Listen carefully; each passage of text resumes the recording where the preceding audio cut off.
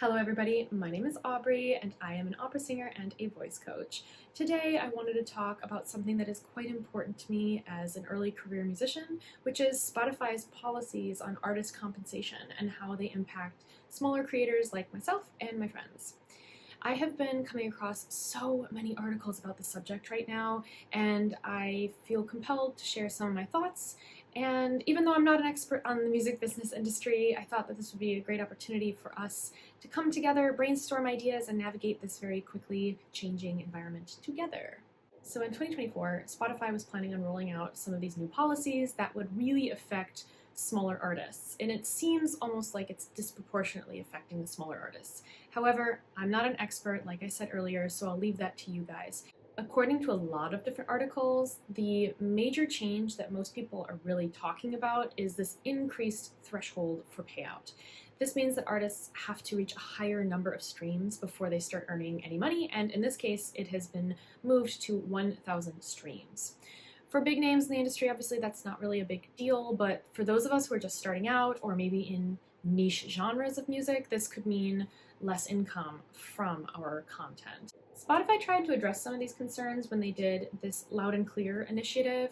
The goal was to provide more transparency about how artists are being compensated, but I still find that this payout system is a bit complex, and the initiative is a step in the right direction, but it also does show how far we have to still go in order to achieve livable compensation for all musicians who are doing this full-time. Fundamentally, this increase in the threshold for payments means that artists need to get more streams. It's not hard to see this policy as kind of prioritizing Spotify's profits over fair treatments of small and/or independent artists, and I think that a lot of people are arguing that Spotify should consider the unique struggles faced by us smaller artists and implement more equitable policies, because it's not like the world is ignorant of the financial limitations of many of our creators in this space. The stereotype of the starving artist really could be put to rest if there was a better way to encourage respect and integrity from the top down.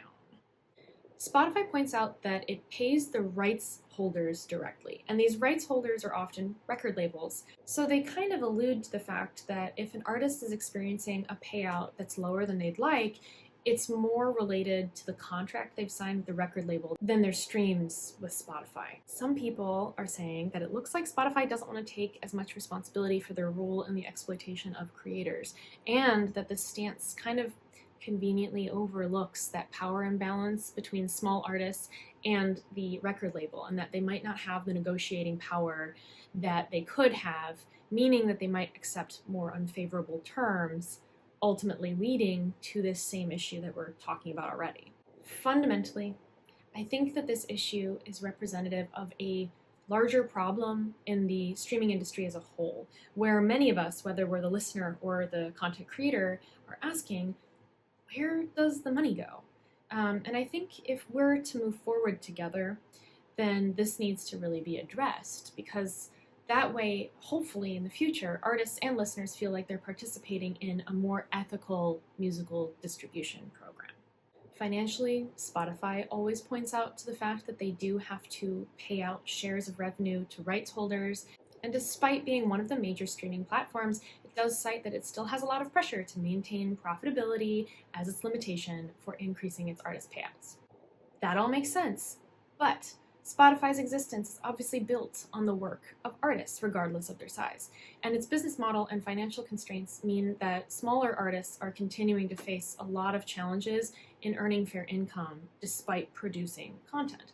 So that's like a bit of a background on how I've felt, how some of my friends have felt, how people on the internet have talked about it. But now I think we should take a look over at Spotify's CEO, Daniel Ek, who appears to be getting himself into trouble with the community that he so desperately depends on. In a tweet, Ek made some pretty wild statements that did definitely ruffle a lot of feathers, because he said the cost of creating content is close to zero. He went on and tried to walk back his statement, but it seems like the damage has been done, and I'm just going to give you a tiny snapshot of what that looks like. Today, with the cost of creating content being close to zero, people can share an incredible amount of content. This has sparked my curiosity about the concept of long shelf life versus short shelf life. While much of what we see and hear quickly becomes obsolete, There are timeless ideas or even pieces of music that can remain relevant for decades or even centuries. For example, we're witnessing a resurgence of Stoicism, with many of Marcus Aurelius's insights still resonating thousands of years later. This makes me wonder, what are the most unintuitive yet enduring ideas that aren't frequently discussed today but might have a long shelf life? Also, what are we creating now that will still be valued and discussed hundreds or thousands of years from today? This statement absolutely caught me off guard because the idea that we can predict what potentially will be valuable many, many years from now versus now means very little to artists who are creating said content. If I can't pay my bills right now, it doesn't really bother me whether or not somebody's talking about it 1,000 years from now. I'm still in the same position I'm in today. And that's something that I wasn't even seeing a lot of people getting upset about. I think the first chunk of his commentary was enough to really, really bother people. But what I'm kind of focused on is the second half where he's saying, well, how do I create long shelf life? I'm like, well, unfortunately, we need short shelf life stuff for artists to be able to survive, pay their bills, and continue making this content. And if you're not ever able to make your art because you're working all these other jobs, you might not be able to get to your magnum opus. So we're in this position where I don't think he's seeing art as what it is, which is a culmination of people's lived experience. He's kind of seeing it as something that maybe we just produce and sell. And I don't know about many of you guys, but I definitely have spent the last 20 years of my life figuring out how to do this artistically. And it's not something I can just do like that. He needs to be worried about the people who are living right now and dependent on Spotify as part of their income. Instead, he's thinking about what we're going to be doing when we're dead. And to be honest, I don't know how many of us have the luxury of imagining what our legacy looks like because we're so focused on just getting food to eat and rent paid. Perhaps because he doesn't have to worry about that in the same way that most of us do, he can think about what his legacy 1,000 years would be like. But in reality, most of us are just trying to make ends meet. And that's all we have the bandwidth for. The reactions that people had to this post were plentiful and, in my opinion, very justifiable. So I'm just going to pick a handful that I saw. Music will still be valued in 100 years. Spotify won't. It will only be remembered as a bad example of a parasitic tool for extracting value from other people's music, or content, as some grifters like to call it. AI will seal your fate. Many musicians are skilled at cutting corners to accomplish their creative goals within limited budgets, and indeed, some aspects of production are more affordable than in the past. But this often ends up radically overstated. Close to zero? No. Incorrect. The cost of creating content was 25 plus years of my life, and much of those proceeds going to your company, you complete effing idiot. Bull crap. Recently, the CEO of Spotify, Daniel Ek, proclaimed on social media, "Today, with the cost of creating content being close to zero, people can share an incredible amount of content." We respectfully suggest this statement is total bullcrap. Artists and bands spend huge amounts of time and resources learning their craft, acquiring equipment, rehearsing, writing, recording, employing producers, mixers, etc., before they start spending money on artwork, videos, etc., etc. We could go on. Being creative is not cheap. Making wild statements like he has really does demean and belittle creatives, mainly because it simply isn't true. Spotify is great PR for artists and bands, but its CEO doesn't seem to understand the gargantuan effort required to produce top quality music. It is time this was recognized and a fairer rate paid to upcoming artists and bands.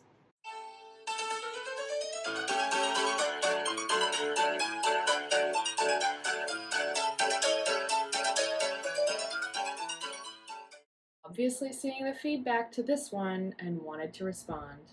It's clear I was far too vague in the post, including with my clumsy definition of content. I understand how it came across as very reductive, and that wasn't my intent. Just to clarify, my original point was not to devalue the time, effort, or resources involved in creating meaningful works, whether it's music, literature, or other forms of creative expression. What I was most interested in exploring was how, in this environment of constant creation, we can identify and ensure that the bold, exciting, world-changing ideas and pieces of art don't get lost in the noise. The significant drop in the cost of creation tools, microphones, laptops, cameras, has led to an unprecedented explosion in the volume of what people are able to produce. Creation is only part of the equation. My focus was on exploring the staying power of the most creative, most thought-provoking ideas.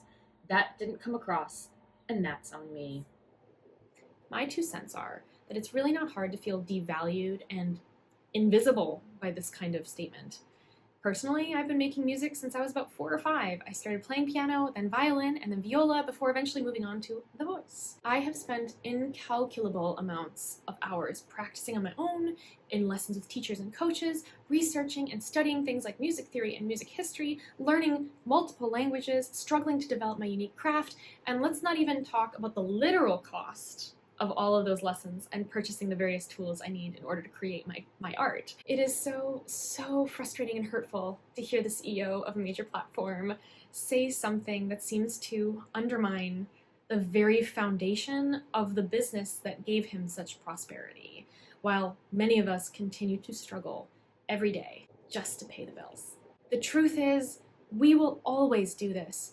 And that means that there is a businessman who is always waiting around the corner to take advantage of the fact that we will never stop doing what we do. We essentially turn into something akin to a dairy cow, doing what we do naturally, kind of against our will, and having our product being taken from us and sold for somebody else's profit. Many of us feel that this current system is only driven by making as much money as possible, rather than encouraging artistic integrity and fair treatment. The broader implications for the music industry are also extremely significant, in my opinion. If platforms like Spotify continue on this path, it could become even harder for new and independent artists to thrive. Of course, artists do not always like having to become marketing professionals, business people, social media creators, event coordinators, and even more just to push their music onto the world. But unfortunately, it seems like we do have to take on every single one of these roles in order to fulfill the one role that we actually want, to be a musician. I myself really struggle with being on social media, to come up with business plans when I'm not a particularly business savvy person, to think about finances, to think about coordinating events for people to come and see me perform. All of these things are a lot of work, and a lot of it is also unpaid and unseen labor. I don't necessarily get paid for the hours that I spend reaching out to new venues to hire me. I don't necessarily get paid for the hours that I spend practicing new repertoire. I don't necessarily get paid for the time that I spend creating a YouTube video. But here I am doing it because I can't stop. I love music, I love making it, and I don't know what the final straw will be for me to be forced to quit.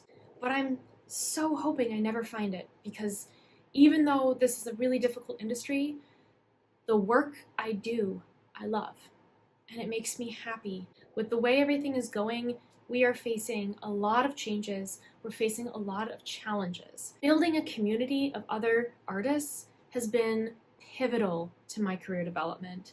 I have found so many great colleagues, built so many strong friendships with the love of art as our foundation, and it has been so helpful for me. So I always encourage everyone to try and meet others. Try and find solidarity and connection over your craft and see if that can take you to the next level. Because obviously none of the companies out there are advocating for us. To sum it up, we face low payments, the devaluation of the craft of music, and a business model that seems to just focus on profits over people. It's a lot to take in. So where does that leave us?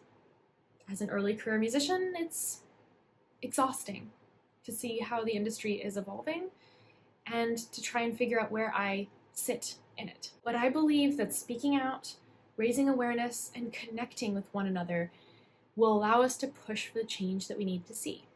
We have to support platforms and policies that value all artists, not just the top 1%. Because at one point, even the top 1% was just starting out and needing their big break. Thank you for watching, and if you found this video informative, please like, share, subscribe, all that good stuff. Let's keep this conversation going in the comments because I'd love to know your thoughts on Spotify's new policies and any ideas you guys might have. I look forward to hearing what you have to say, and as always, keep on singing.